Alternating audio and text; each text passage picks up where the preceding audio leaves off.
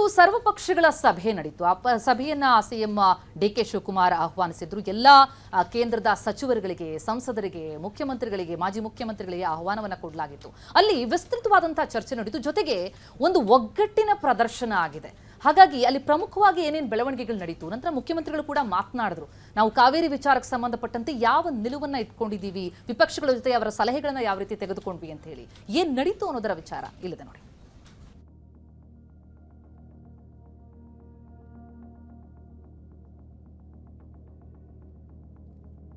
ಕಾವೇರಿ ವಿಚಾರದಲ್ಲಿ ಸಿಎಂ ಸರ್ವಪಕ್ಷ ಸಭೆ, ಒಗ್ಗಟ್ಟಿನ ನಿರ್ಧಾರ.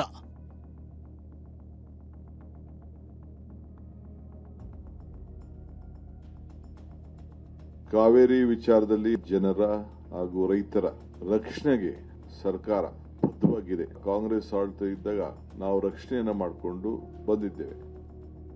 ರೈತರು ಆತುರ ಪಡುವುದು ಬೇಡ ಎಂದ CM DK Shivakumar. Prime minister ನಮ್ಗೆಲ್ಲ ಮುಂದೆ ವಾರ್ನಿಂಗ್ ಕೊಟ್ಟಿದ್ರು, ಬೆಳೆಗಳನ್ನ ಯಾವ ಬೆಳೆ ಹಾಕ್ಬೇಕು ಅಂತ ಹೇಳಿ. ಮೊದಲು ರೈತರಿಗೆ ನೀರು ಬಿಡಿ ಎಂದ ಮಾಜಿ ಸಿಎಂ ಬೊಮ್ಮಾಯಿ. ಇನ್ನ ರೈತರಿಗೆ ಇನ್ನ ಒಂದು ಹನಿನೂ ಕೂಡ ನೀರು ಬಿಟ್ಟಿಲ್ಲ.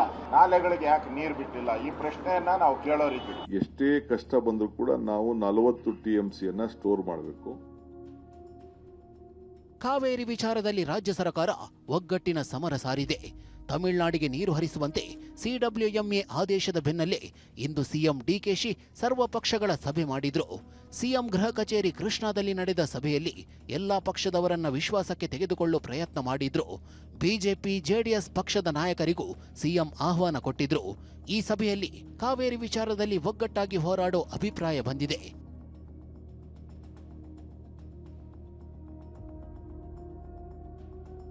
ಸಿಎಂ ಡಿಕೆಶಿ ನೇತೃತ್ವದಲ್ಲಿ ನಡೆದ ಸರ್ವಪಕ್ಷ ಸಭೆಯಲ್ಲಿ ಡಿಸಿಎಂ ಪರಮೇಶ್ವರ್, ಜಲಸಂಪನ್ಮೂಲ ಸಚಿವ ರಾಮಲಿಂಗಾರೆಡ್ಡಿ, ಕೇಂದ್ರ ಸಚಿವರಾದ ಕುಮಾರಸ್ವಾಮಿ, ವಿ ಸೋಮಣ್ಣ, ಶೋಭಾ ಕರಂದ್ಲಾಜೆ, ಸಚಿವರಾದ MB Patil, KG George, Krishna Byregowda, ವಿಪಕ್ಷ ನಾಯಕರಾದ ಆರ್ ಅಶೋಕ್, ಛಲವಾದಿ ನಾರಾಯಣಸ್ವಾಮಿ, ಕೆಪಿಸಿಸಿ ಅಧ್ಯಕ್ಷ ಬಿಕೆ ಹರಿಪ್ರಸಾದ್, ಮಾಜಿ ಸಿಎಂಗಳಾದ ಸಿದ್ದರಾಮಯ್ಯ, ಎಂ ವೀರಪ್ಪ ಮೊಯ್ಲಿ, ಯಡಿಯೂರಪ್ಪ, ಬಸವರಾಜ ಬೊಮ್ಮಾಯಿ ಸೇರಿದಂತೆ ಹಲವು ಅಧಿಕಾರಿಗಳು ಭಾಗಿಯಾದರು.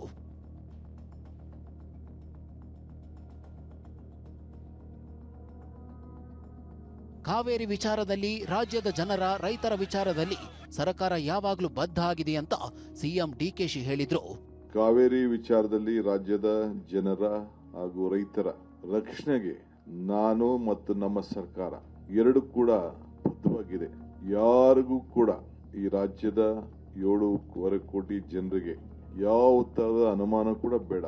ಎಲ್ಲ ಸಂದರ್ಭದಲ್ಲೂ ಕೂಡ ನಮ್ಮ ರಾಜ್ಯದ ಹಿತವನ್ನ ಕಾಪಾಡಿ ಯಾರಿಗೂ ಕೂಡ ಅನ್ಯಾಯ ಆಗದ ರೀತಿಯಲ್ಲಿ ಆಡಳಿತವನ್ನ ನಮ್ಮ ಸರ್ಕಾರ ಬಂಗಾರಪ್ಪನವ್ರ ಕಾಲದಿಂದ ಹಿಡಿದು ವೀರಪ್ಪ ಮೊಯ್ಲಿಯವ್ರ ಕಾಲ, ಧರ್ಮಸಿಂಗ್ ರವ್ರ ಕಾಲ, ಸಿದ್ದರಾಮಯ್ಯನವ್ರ ಕಾಲ, ಎಲ್ಲ ಕಾಲದಲ್ಲೂ ಕೂಡ ಕಾಂಗ್ರೆಸ್ ಆಡಳಿತ ಇದ್ದಾಗ ನಾವು ರಕ್ಷಣೆಯನ್ನ ಮಾಡಿಕೊಂಡು ಎಸ್.ಎಂ. ಕೃಷ್ಣ ಅವ್ರ ಕಾಲದಲ್ಲಿ ಬಂದಿದ್ದೇವೆ. ವಿರೋಧ ಪಕ್ಷದ ಬಿಜೆಪಿ ಇದ್ದಾಗಿರ್ಬೋದು, ದಳ ಇದ್ದಾಗಿರ್ಬೋದು, ಅವರು ಕೂಡ ಅವ್ರದೇ ಆದಂತಹ ಪ್ರಯತ್ನವನ್ನು ಕೂಡ ಅವರು ಮಾಡಿಕೊಂಡು ಬಂದಿದ್ದಾರೆ. ಕಬಿನಿ ಜಲಾಶಯಕ್ಕೆ ನೀರಿನ ಒಳಹರಿವು ಗಣನೀಯ ಹೆಚ್ಚಳ ಆಗಿರೋದ್ರಿಂದ ತಮಿಳುನಾಡಿಗೆ 25,000 ಕ್ಯೂಸೆಕ್ ನೀರು ರಿಲೀಸ್ ಆಗಿದೆ.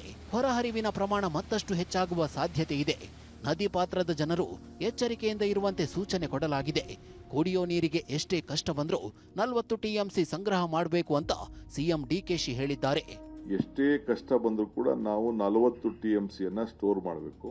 36 TMC ಕಂಪಲ್ಸರಿ ಬೇಕು. ಇನ್ನು 4 TMC ಅಷ್ಟು ಏನು ನಮ್ಮ ಡ್ರೈಗೆ ಮತ್ತೊಂದು ಸಂದರ್ಭದಲ್ಲಿ ಹವಕ್ಕೆ ಅದನ್ನು ನಾವು ಗಮನದಲ್ಲಿ ಇಟ್ಕೊಳ್ಬೇಕು.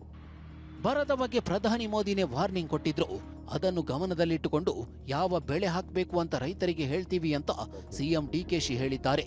ಡ್ಯಾಮಿನ ಪರಿಸ್ಥಿತಿ ನೋಡಿಕೊಂಡು ಮತ್ತು ಬರಗಾಲದಲ್ಲಿ ಏನು ಪ್ರೈಮ್ ಮಿನಿಸ್ಟರ್ ನಮಗೆಲ್ಲ ಮುಂದೆ ವಾರ್ನಿಂಗ್ ಕೊಟ್ಟಿದ್ರು, ಅದು ಕೂಡ ಗಮನದಲ್ಲಿ ಇಟ್ಕೊಂಡು ನಾವು ಬೆಳೆಗಳನ್ನ ಯಾವ ಬೆಳೆ ಹಾಕಬೇಕು ಅಂತ ಹೇಳಿ ನಮ್ಮ ಅಗ್ರಿಕಲ್ಚರ್ ಯೂನಿವರ್ಸಿಟಿ ಮತ್ತು ನಮ್ಮ technical team, agriculture technical team ಅವರು ಕೂಡ ನಾವು ರೈತರಿಗೆ ಆ ಜಿಲ್ಲೆಗೆ ಸಂಬಂಧಪಟ್ಟಂತೆ ಪ್ರತ್ಯೇಕವಾಗಿ ಆ ಜಿಲ್ಲೆಗೆ ಏನೇನು ಆಗಬೇಕು ಅನ್ನೋದನ್ನ ಅವರಿಗೆ ಮಾರ್ಗದರ್ಶನ ಕೊಡುವಂತ ಕಾರ್ಯಕ್ರಮ ಕೂಡ ನಾವು ರೂಪಿಸ್ತೇವೆ ಅನ್ನೋ ಮಾತನ್ನ ಈ ಸಂದರ್ಭದಲ್ಲಿ ಹೇಳಲಿಕ್ಕೆ ವಹಿಸ್ತೇನೆ. ತಮಿಳುನಾಡಿಗೆ ನೀರೇನೋ ಹೋಗ್ತಿದೆ, ಆದರೆ ರಾಜ್ಯದ ರೈತರ ಬಗ್ಗೆ ಸರ್ವಪಕ್ಷ ಸಭೆಯಲ್ಲಿ ಚರ್ಚೆ ಆಗಿದೆ. ಮಾಜಿ ಸಿಎಂ ಸಿದ್ದರಾಮಯ್ಯ ಅಂತೂ ಸಭೆಯಲ್ಲಿ ಕುಡಿಯುವ ನೀರಿಗಾಗಿ ನಾವು ಅಗತ್ಯ ಕ್ರಮ ಕೈಗೊಳ್ಳಬೇಕಿದೆ ಅಂದಿದ್ದಾರೆ. ಕುಡಿಯುವ ನೀರಿಗಾಗಿ 39 ಟಿಎಂಸಿ ಬೇಕಿದೆ.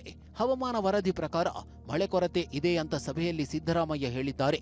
ಕುಡಿಯುವ ನೀರಿಗೆ ತೊಂದರೆ ಆಗದಂತೆ ನೋಡಿಕೊಳ್ಳಬೇಕು. ಕುಡಿಯುವ ನೀರಿನ ವಿಚಾರದಲ್ಲಿ ನಿರ್ಲಕ್ಷ್ಯ ಮಾಡಬಾರದು ಎಂದು ಸಲಹೆ ಕೊಟ್ಟಿದ್ದಾರೆ. ಸರ್ವಪಕ್ಷ ಸಭೆಯಲ್ಲಿ ಕೇಂದ್ರ ಸಚಿವ ಎಚ್.ಡಿ. ಕುಮಾರಸ್ವಾಮಿ ತಮ್ಮ ಅಭಿಪ್ರಾಯ ತಿಳಿಸಿದ್ದಾರೆ. ಈಗ ಏನು ಮಳೆ ಬಂದಿದೆ, ಮುಂದೆ ಮಳೆ ಕಡಿಮೆ ಆದರೆ ಮತ್ತೆ ಸಮಸ್ಯೆ ಆಗುತ್ತೆ. ಆದ್ದರಿಂದ ಸಿದ್ಧತೆಗಳನ್ನು ಮಾಡಿಕೊಂಡು ಹೆಜ್ಜೆಗಳನ್ನು ಇಡಬೇಕಿದೆ ಅಂತ ಸಲಹೆ ಕೊಟ್ಟಿದ್ದಾರೆ.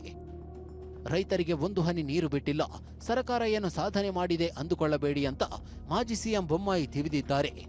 ಒಂದೇ ಒಂದು ಮಾತು, ಸರ್ಕಾರ ಯಾವುದೇ ನಿರ್ಣಯ ತೆಗೆದುಕೊಂಡ್ರೂ ಕೂಡ ಕರ್ನಾಟಕದ ಕುಡಿಯೋ ನೀರಿನ ಹಿತಾಸಕ್ತಿ, ಬೆಂಗಳೂರಿನ ಕುಡಿಯೋ ನೀರಿನ ಹಿತಾಸಕ್ತಿ, ಮಂಡ್ಯ ಮೈಸೂರಿನ ಕುಡಿಯೋ ನೀರು ಮತ್ತೆ ನಮ್ಮ ಮುಂಗಾರು ಬೆಳೆಗೆ ಏನು ನೀರನ್ನ ಯಾವ ರೀತಿ ಸುರಕ್ಷಿತವಾಗಿ ಮಾಡ್ತಾರೆ ಅನ್ನುವಂಥದ್ದು ಬಹಳ ಮುಖ್ಯ. ಇದು ಹುಡುಗಾಟದ ಮಾತಾಗಿದೆ. ನಾವು 9,500 ಕೇಳಿದ್ರು, ನಾವು 3,000 ಕೇಳಿಸಿದ್ವಿ. ಅದೇನು ಬಹಳ ದೊಡ್ಡ ಸಾಧನೆ ಅನ್ನೋ ಬಿಂಬಿಸುವಂಥದ್ದು ಕರ್ನಾಟಕದ ಧೋರಣೆ ಸರಿಯಲ್ಲ. ಇನ್ನ ರೈತರಿಗೆ ಇನ್ನ ಒಂದು ಹನಿನೂ ಕೂಡ ನೀರು ಬಿಟ್ಟಿಲ್ಲ, ಅದು ಬಹಳ ಮುಖ್ಯ. ತಮಿಳುನಾಡಿಗೆ ಏನೋ ನೀರು ಬಿಟ್ಟಿದ್ದೀರಿ, ನಮ್ಮ ರೈತರಿಗೆ ಎಲ್ಲಿ ನೀರು ಬಿಟ್ಟಿದ್ದೀರಿ ಅಂತ ವಿಪಕ್ಷ ನಾಯಕ ಆರ್ ಅಶೋಕ್ ಪ್ರಶ್ನೆ ಮಾಡಿದ್ರು. ನಮ್ಮ ರೈತರಿಗೆ ಈಗೇನೋ ತಮಿಳುನಾಡಿಗೆ ಬಿಡ್ತಾ ಇದ್ದೀರಾ, ಆದರೆ ನಮ್ಮ ರೈತರಿಗೆ ಯಾಕೆ ಇನ್ನೂ ಬಿಟ್ಟಿಲ್ಲ, ನಾಲೆಗಳಿಗೆ ಯಾಕೆ ನೀರು ಬಿಟ್ಟಿಲ್ಲ, ಈ ಪ್ರಶ್ನೆಯನ್ನ ನಾವು ಕೇಳೋರಿದ್ದೀವಿ. ಸರ್ವಪಕ್ಷ ಸಭೆಯಲ್ಲಿ ಸಿಎಂ ಡಿಕೆಶಿ ನಾವು ರಾಜ್ಯದ ಹಾಗೂ ರೈತರ ಹಿತಕ್ಕೆ ಬದ್ಧ ಎಂದಿದ್ದಾರೆ. ಆದರೆ ವಿಪಕ್ಷ ನಾಯಕರು ಏನ್ ಹೇಳ್ತಿದ್ದಾರೆ ಅಂದ್ರೆ, ತಮಿಳುನಾಡಿಗೆ ಏನೋ ನೀರು ಬಿಟ್ರಿ, ಕರ್ನಾಟಕ ರೈತರಿಗೆ ಯಾವಾಗ ನೀರು ಕೊಡ್ತೀರಿ ಅಂತ ಪ್ರಶ್ನಿಸಿದ್ದಾರೆ. ನಮ್ಮ ರೈತರು ಮೊದಲು ಅಂತ ಪ್ರಸ್ತಾಪ ಇಟ್ಟಿದ್ದಾರೆ. ಪ್ರಸನ್ನ, ಟಿವಿ9 ಬೆಂಗಳೂರು.